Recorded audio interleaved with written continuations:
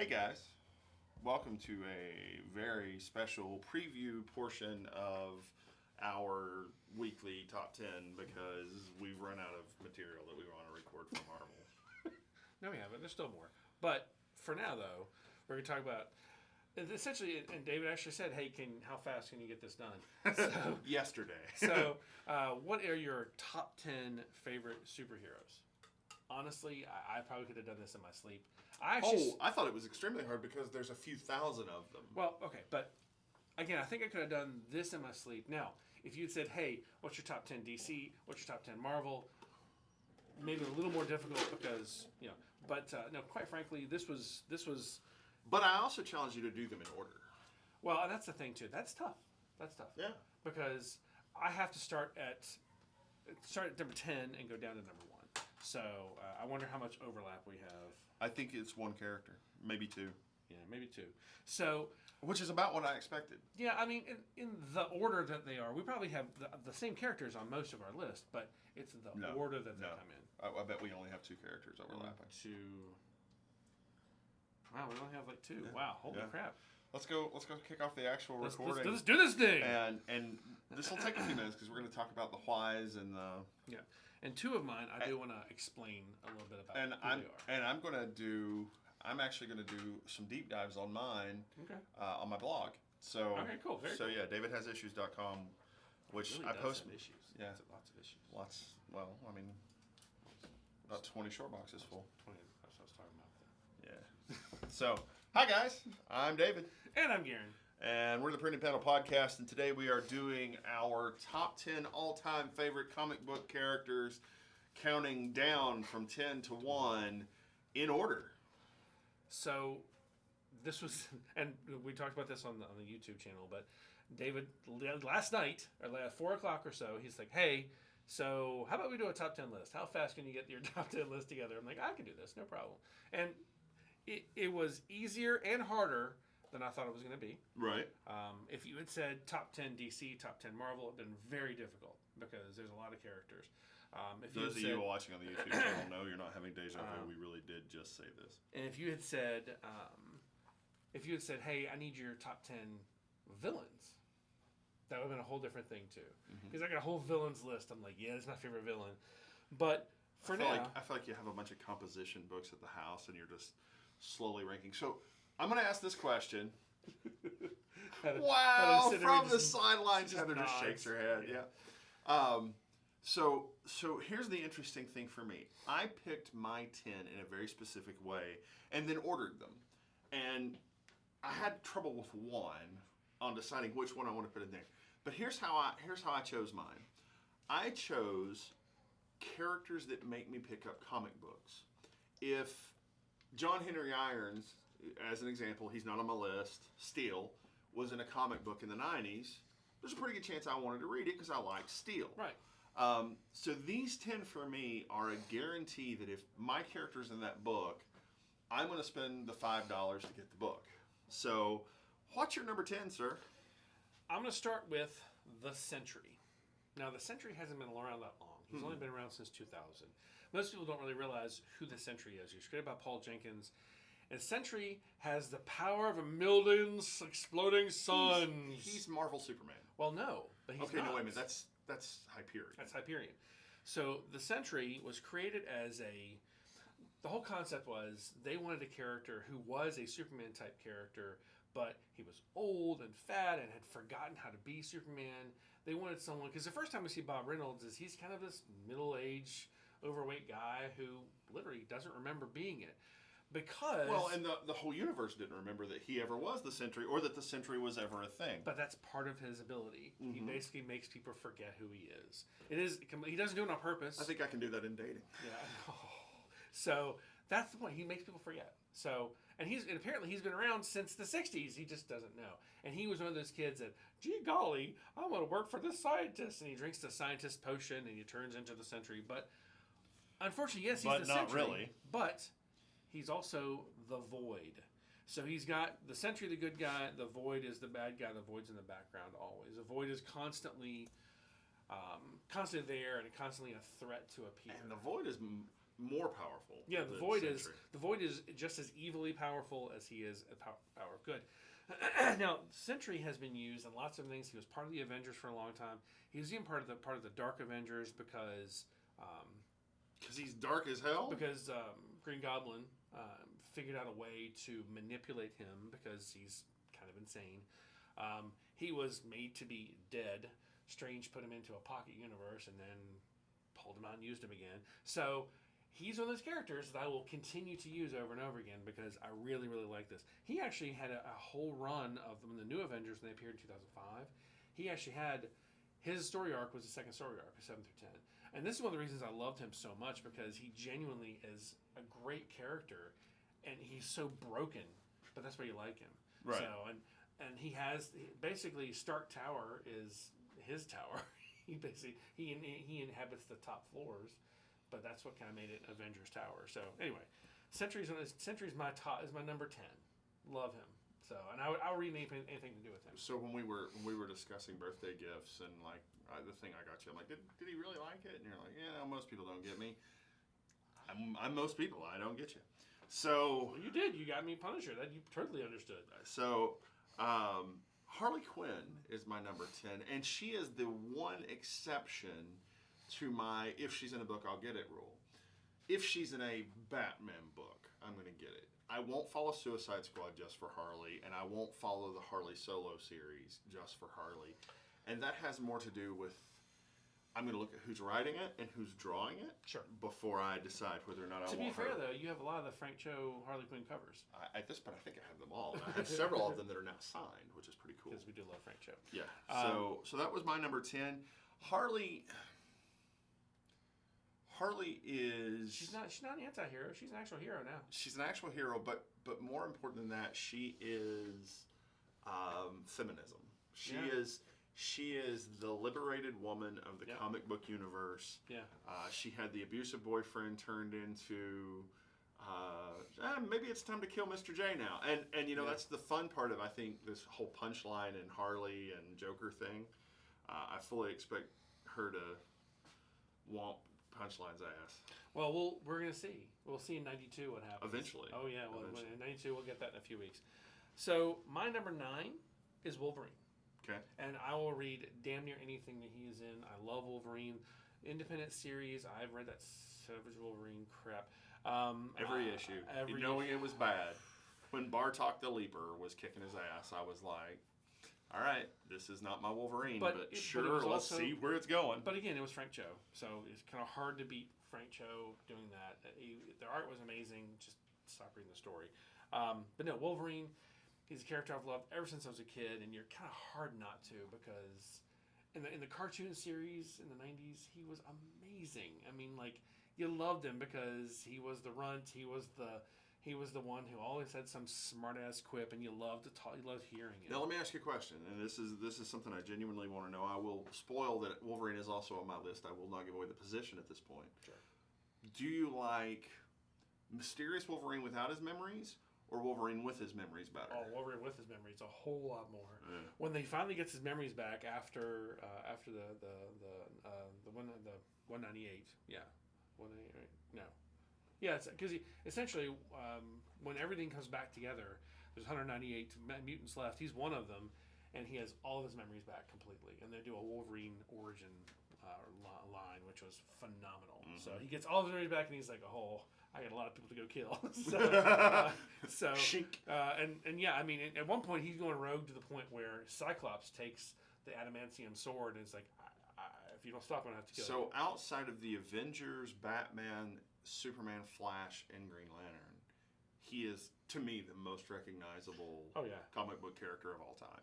Excuse me, I missed Spider-Man. You got one more. I missed Spider-Man. Yeah. But Batman, Superman, Flash...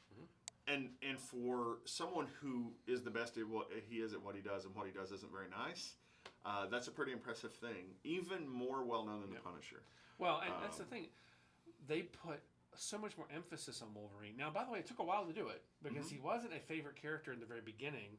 No one really knew his origins, and his claws were they part of his gloves? You didn't know. Were they surgical implants? At one point, I remember in one of the comics I read. Is Sabretooth his dad? Exactly. Is Sabretooth not his dad? Is he his uncle? Is he his brother? Cousin, is he his son? Yeah, they're related somehow, but it's weird. So one of the things too, I remember him saying, "Well, I don't want to do that because if I fall in there, I'm going to die." Do you not know you can't die yet? And the problem is he didn't know because his memory had been wiped. So because of the Weapon X program. So yeah, Wolverine's pretty amazing. Which is ironic then that my number 9 is his clone X-23. Oh my gosh, look at that! I think it's funny. We didn't discuss this at all. So she first appears in. I have no idea. NYX. Nyx, yeah. NYX yeah. number 3. Yeah. So, which is not Nyx. I just realized that my stupid just kicked in. No, but there is that's New York X. But NYX though, that's a cosmetic line. It's called NYX. Yeah. It's NYX, but it's I know. NYX. You try to find the trade paperback and you look it up on anything. You see cosmetics. Yeah. Which are called NYX, but it's NYX. Yeah, I just caught that, guys. Yeah. Welcome to my stupid moment. So Laura Kinney is the first successful clone of Wolverine. Yeah. Ironically female, but she has a horrible backstory. She was grown in a lab. She's grown in a lab, trained to be the ultimate assassin, develops emotions. Is that like Orphan so much too? Because she's trained to be the ultimate assassin? Probably. Okay, all right, gotcha. Got a thing for like broken women assassins. So Elektra's got to be on this list somewhere Elektra's too. not on the list. So, and I struggled with X-23 if I wanted to put her on there or if I wanted to put Honey Badger on there. I know you like. I love your Honey Badger. So I do love my Honey Badger, and it Honey Badger's a clone of a clone. Yeah, she's a clone of Laura. So Laura's mother, and I forget her first name, but her last name's Kinney. Yeah. As Laura is growing up, gives her humanity. Yeah. And Laura starts to question whether or not it's right to kill. Because she questions whether or not it's right to kill, she gets the pheromone release, ends up killing her mother, ends up running out into the world, ends up hating herself, cutting herself, becoming a prostitute, all this crap, and then ultimately, through a series of events, ends up when she's discovered with the X-Men. She's discovered by the X-Men. They realize what's happening. They kind of help recondition her a little bit. I will say the Logan movie got her right. They got her really, really good. See, the problem with the Logan movie is that they catch her before all that stuff's happened to her. Well, but so I have a problem with, because I don't think Laura, who is a character, Damian Wayne is going to be 13 for the next 15 years. Laura has grown up from 2000 to now. She's kind of like Gabby's mom. But that's unusual, though. They don't typically allow characters to grow up. Look at Franklin Richards. How long did it take him to be a teenager? 18, 19 years old. So, I mean, it's been forever. So, how and long he's not 18 yet, or else the whole X-Men Fantastic Four would not be a thing. He'd be like, I'm moving to the island. Ain't nothing you can do about it. I'm an adult. So that's the thing. So allowing a character like that to grow up is unusual. And remember, she's a clone of Wolverine, but she has 2 claws and then 1 between her toes. Right. So she is genetically modified. And that's the thing. So what's also interesting is they've tried to clone Wolverine thousands of times. They can't because the healing factor of the clone just won't take. Right. So having a female clone was the alternative. So, and he does have a son, Dakin. Yeah. Yeah. Who is a douchebag. Complete d-bag. Who has 3 claws but 1 here and 2 up here, and that was a weird thing. But anyway, so my number 8 is Green Lantern, Hal Jordan, baby. That's right, Hal Jordan, the best of the best. He is the most ultimate. Now, to be fair, this Grant Morrison run has been strange to say the very least, but so season 1 I really enjoyed it. There were parts of it that were just terribly Black Stars was fantastic, bizarre. Black Stars was terribly bizarre. Hey, I managed to predict accurately. That was exactly what it was. I managed to predict accurately a Grant Morrison story, and I was like, I'm slipping into the My mind has elevated to the next level. But Hal Jordan has been parallaxed. He's been dead. He's been resurrected. When they did the rebirth from Resurrection, which was caused by Kevin Smith's run of Green Arrow. So we let Kevin Smith write something, and it caused all sorts of issues throughout the multiverse. It broke the multiverse. But quite frankly, we were talking about amazing character. Now, here's the thing. I could have just put Green Lantern and had the whole core there. because there are some amazing Green Lanterns out there, but Hal Jordan is the ultimate of ultimate Green Lanterns. I'm sorry, he's just the best of the best. So, and again, he's been dead for a long time, and he's come back. He's been dead. He actually doesn't even need a lantern. And doesn't need the ring anymore. He is his own lantern power battery. So He's also kind of a douchebag. oh, he is. Oh, yes. And here's the thing. He's been that ultimate fun, awesome, crazy, nice guy, and now he's at the D-bag level again. And you're like, 2 out of 3 of your characters are jerks so far. So oh, at least 2, if not Wolverine. half. Wolverine is the killer with a heart of gold. So, What's your number 8? Phoenix, specifically Jean Grey, because there have been Because lots multiple of Phoenix, characters it's who have been Phoenix. Is it just Phoenix, or is it because it's Jean Grey? It's Jean Grey. Okay, so really it's the Jean Grey. I looked forward to X-Men Red, It was so good. and it was Yes. phenomenal. And there's no Phoenix in it because she denies the Phoenix. She's like, nah, I think I'll do that. Now, typically, I like Marvel Girl just as much as I like Phoenix. Sure. I do think the best Jean Grey is a Jean Grey tempted with or infected with the Phoenix. Now, Jean Grey's fun anyway.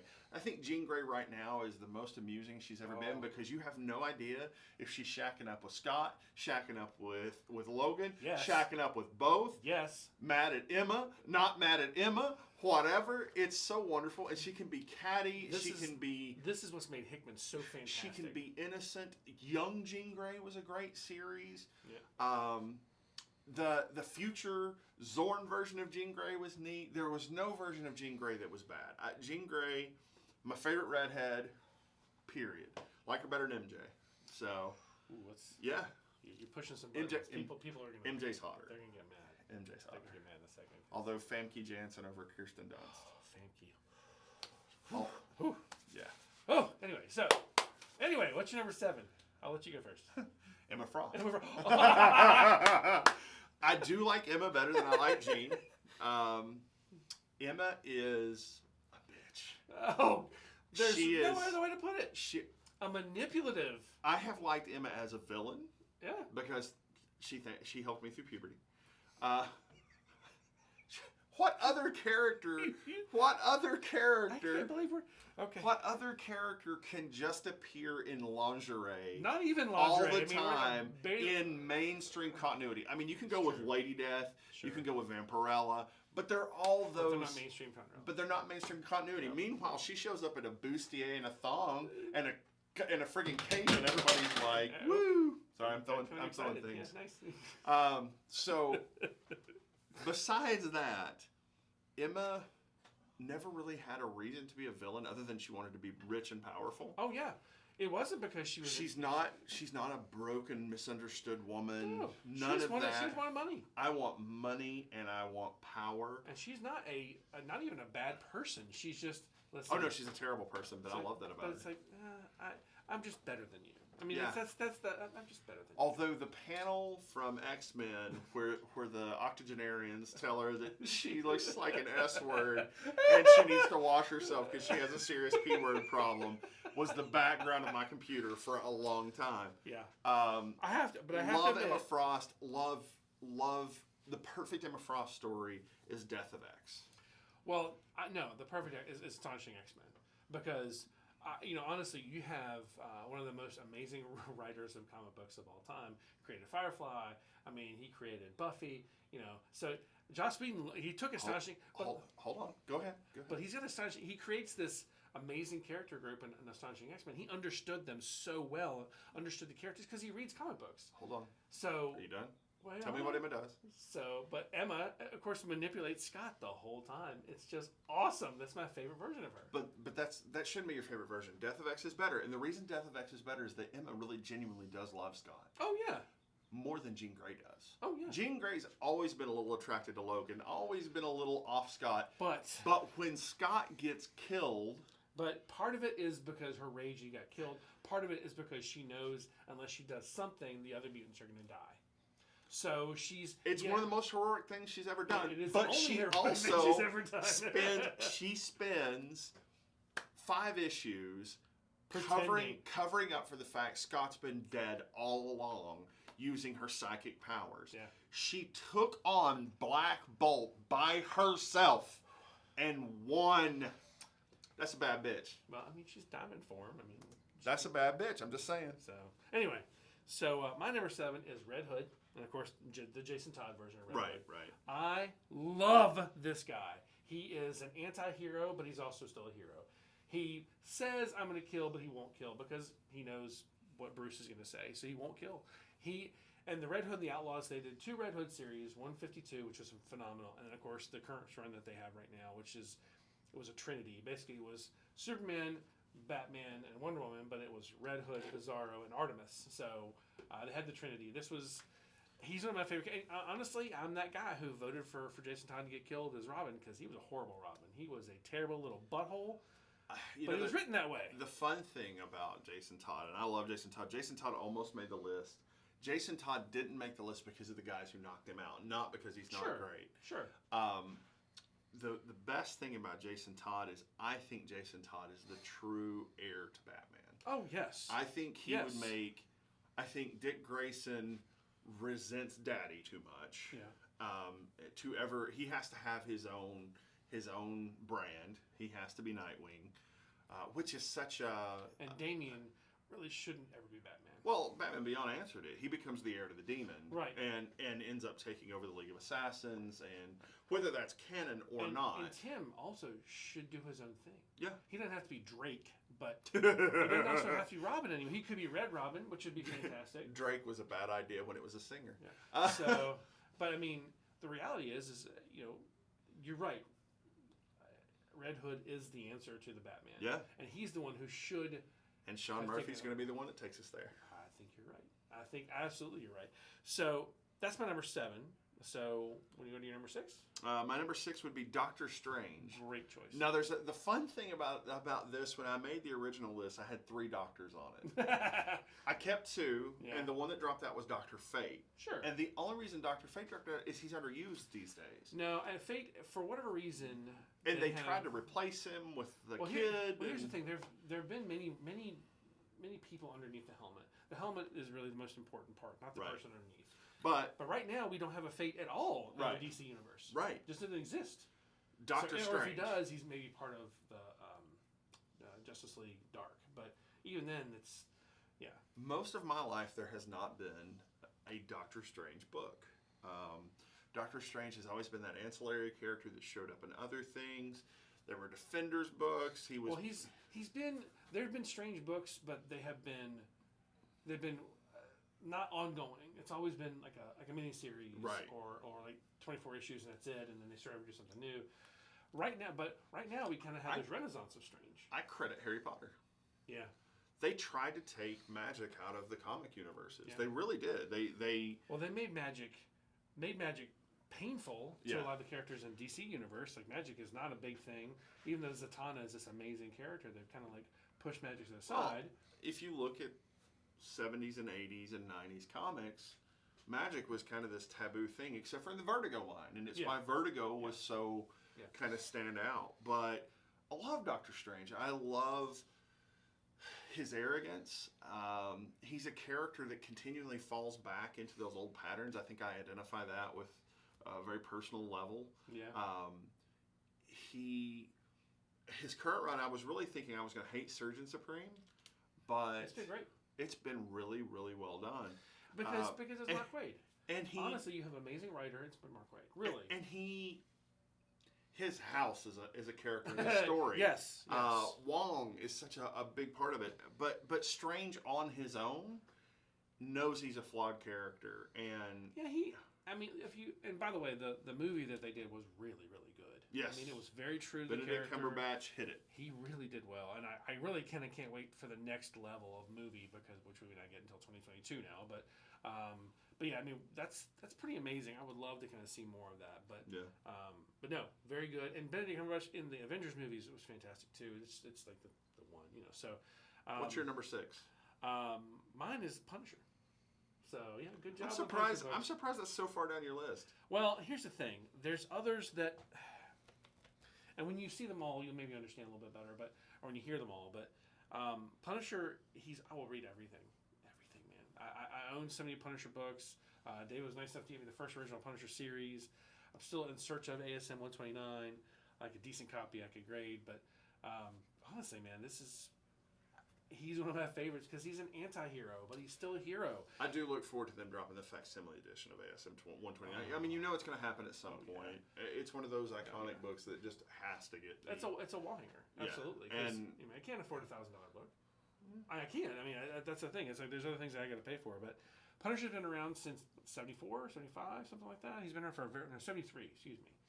He's been around for a very long time. He's one of those characters that started off hokey because he had the white gloves and the white boots, white boots, and it's like, but that's what happens when your family gets shot in the park. You immediately go find flawless white gloves and flawless white boots, and put a big white skull on your black outfit. Doesn't the black kind of defeat? Shouldn't he have been red at that point? Like so we've had multiple movies with him. I mean, you had, and of course, what's his name from Walking Dead? John Barenthal. John Barenthal doing the show. He's perfect. I saw them like, come on, man, Shane, come on. And I was the guy who was like, that's gonna be really good. And he was amazing. He's been amazing. So, but he is Welcome Back Frank. He genuinely is Welcome Back Frank. He's been Punisher. He's now pulled back into it because there's things that have to be done. But when I read Punisher as a kid, and not so much only hokey stuff, but War Journal was a big one for me. But then what I started to get you instead was the first War Journal. I think I have all those. But when Garth Ennis took over, when they did the Max run, and Garth Ennis took over, Welcome Back Frank, you're talking about explosion of what I loved about Punisher was the death and destruction. I mean, I'm a pretty Law and Order kind of guy, but there's something about Punisher, going and hunting down the villains is kind of fun. So my favorite Punisher, I don't typically enjoy death and destruction, mayhem, comic book stories. Sure. Movies all day long. But I liked him in the Thunderbolts Volume 2. Oh, yeah. When he basically awesome. takes out the entire team. Yeah, he was awesome. Choking Johnny Blaze to death with Ghost Rider's chains because they're a hell enchanted weapon and can get past the magic is genius. It's something only Frank Castle would do. Well, in the current run, he's trying to hunt down all these Hydra agents and kill them because of what's happened with the Secret Empire. And Moon Knight comes and he says, Mark, how you doing? It's like, Frank, how you doing? Good. Well, you still crazy? Yep. You still killing people? Yep. We're good. So, I mean, just that's as it should be. Yeah, and we know for a fact he had a relationship with Black Widow, which is just even more kind of badass. It makes him even more of a I love this guy now. So yeah. So that was your number 6. Number 6. Why don't you go with your number 5? Gotta say Batman. He's not going to be number 1. I'm just curious. I can't be number 1. Which version? See now, that's the case. All of them. All of them. All of them. This is the one. This is why he's number 5, not number 1. I love all the Batman that they've ever had. I mean, I love the hokey stuff. I love Jean-Paul Valley. Jean-Paul Valley, but he's not Bruce Wayne though. Technically, Batman to me is Bruce Wayne. Okay. So, but any version of Bruce Wayne I've really enjoyed, even if it's the damned Bruce Wayne or definitely the Sean Murphy. So you like the Bat Dingus? So it's okay, man. You can admit it. But I'll be honest. Batman is literally one of my favorite characters, and will always be one of my favorite characters. Spoiler alert: he's on my list. I know he's on your list. So there's only a few characters that would be more important than him, and not even more important, but ones that I look forward more to reading. So what's your number 5? Dr. Doom. Oh, see, wait, this is heroes. Hold on. No. Top 10 comic characters. Okay, all right. Characters. So I guess technically you could put him in the hero lot. He was the Invincible Iron Man. He was right. He was the infamous Iron Man. He was the infamous Iron Man, which was phenomenal. I like arrogant characters, man. Again, I identify with Doom in a lot of ways. Like, I'm that guy that if I had the horribly scarred face, probably would become a supervillain. Yeah. I mean, well, the cool thing about him too is how much smarter he is than Reed Richards, and Reed Richards is one of the smartest people on the planet. But I think. But is he really? Well, so he thinks he's smarter than Reed Richards. Well, but he is in a lot of times he is because he figures things out before Reed does. But part of it is the arrogance that stops him from being the smartest man alive. He is great and a victim of his own hubris. Who is the smartest man alive in the Marvel universe right Blue now? Marvel. Is Blue Marvel the smart? Yeah. Is Dr. Brashear? Brashear, yeah. So he is the smartest. Because I knew that, because Tony had been up there and so had Hank, but Hank's somewhere. We're not sure right now. He's If it's half Ultron. Half Ultron, half Hank, which is just all. Anyway, so. But Doom could be a villain in a Spider-Man book. Has been a few times. Yeah. Doom can be a villain in an X-Men book. Doom can be a villain in the Fantastic Four book. Doom could be an Avengers villain. And he's been a hero in all those books too. And I particularly like him partnered with Kang. Oh, man, this is a good run. Chris Cantwell. man, he gets it. I love it. So my number. Okay, wait. Your number 4 next to my number 4 is funny. Wait, hold on. I skipped something. So you're on your number 5. Okay. Hellboy. That's my big character right now. Hellboy. I have loved this character since the very beginning. There has never been a bad Hellboy book. I don't care if Mignola writes it or someone else writes it. I don't care who draws it. It's a fantastic character. He can be with the BPRD, without the BPRD. One of my favorite things about him is the fact that he hates Nazis. And he's like, God, man, why do I have to keep... What was with Nazis? So he's a fantastic character. And that's, I tend to agree with him. Why is anyone having to still deal with Nazis? Still kill Nazis. So, yeah. The supernatural part of the books has always been really good. But the fact is that his humanity has always been fantastic, even though he's literally a demon. Did you watch the movie that wasn't Perlman? Haven't seen it. Own it. Just haven't had a chance to watch it yet. Apparently, it's supposed to be fantastic, but it's very much a horror movie where the other two were comic booky. Yeah. So, what's next for you? So Conan the Barbarian. Oh, absolutely. Yeah. So Conan was originally the work of Robert Howard as a novelist, and got pulled over into comics with Marvel Comics. And I'm going to say specifically the Conan the Barbarian in the Marvel universe. I loved Savage Sword back in the day. I love the current Conan run. So you didn't read any of the Dark Horse stuff? I did. It wasn't as good. The early Dark Horse stuff, with Kerry Nord, was some of the best Conan writing ever. It's good. It's not as good as the Marvel stuff. And so you just love Jason Aaron. I just love Jason Aaron. But no, I love Jim Zub. No, Jim Zub, yes. They want to... Because he has the training wheels of being in the Marvel universe, and he doesn't have all of the... We don't need Conan Dingus. We don't need the deeper seductions. We don't need the violent rages. And that's the stuff you got in the Dark Horse runs. And, because you get because poisoned. they could. Yeah. And I like him with a little bit of training wheels on, but I particularly like him out of time. I like when they drop him in the Marvel. Savage Avengers? I like Savage Avengers. I've loved the events. I love the almost childlike examination of the modern world going, none of this makes sense. I love Conan. Yeah, don't blame me there. The next one for me would be The Tick. Spoon! So The Tick came around in 1986 from Bob Englund, and he was created for National Comics. I can't remember. It's a comic company out of Massachusetts. Honestly, I've seen every iteration. Love the comics. Love the character in the cartoon. There's 3 series in the animated series. I've loved both of the live action series that they've done. They're all goofy in their own way. The characters that have come out of there with Chairface Chippendale, Batmanuel, or Deflator Mouse, depending on the version you saw. And of course, Arthur, his sidekick, Arthur the Moth. Come on. Just fantastic character. Goofy, stupid, completely silly, but still fantastic. I love The Tick. So that's just me. What you got next?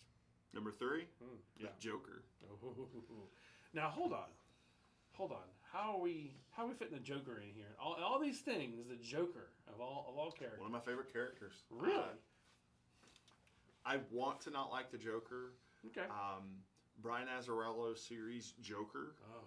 And it may have been an original graphic novel. I don't know if there were ever single issues. I think it was just graphic novel, yeah. But still, yeah. One of the best comics I've ever read. Yeah.